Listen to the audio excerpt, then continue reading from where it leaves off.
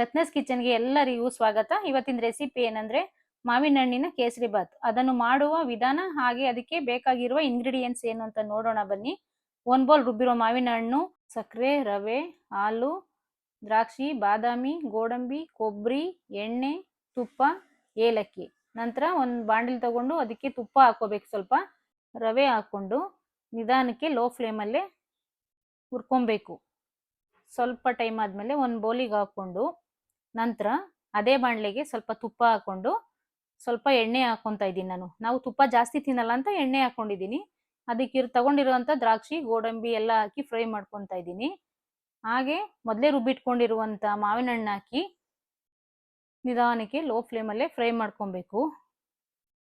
ನಂತರ ಸಕ್ಕರೆ ಹಾಕ್ಕೊಬೇಕು. ನಾವೇನು ರವೆ ತಗೊಂಡಿದ್ದೀವಿ ಆ ಮೆಜರ್ಮೆಂಟ್ ಮೇಲೆ ಸಕ್ಕರೆ ಹಾಕ್ಕೊಬೇಕು.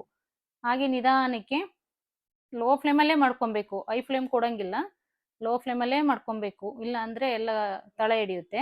ನಂತರ ಕೊಬ್ಬರಿ ಹಾಕ್ಕೊಂಡು ಅದಕ್ಕೆ ಏಲಕ್ಕಿ ಪುಡಿ ಹಾಕ್ಕೊಂಡು ಮತ್ತೆ ಒಂದು ಬೌಲ್ ಹಾಲು ತೊಗೊಂಡಿದ್ದೀನಿ ಫಸ್ಟಿಗೆ, ಅದನ್ನು ಹಾಕ್ಕೊಂಡು ಸ್ವಲ್ಪ ನೀರು ಹಾಕಿ ನಾವು ತೊಗೊಂಡಿರೋ ರವೆ ಮತ್ತು ಸಕ್ಕರೆ ಏನು ತೊಗೊಂಡಿರ್ತೀವಿ ಆ ಮೆಜರ್ಮೆಂಟ್ ಮೇಲೆ ಹಾಕ್ಕೊಬೇಕು.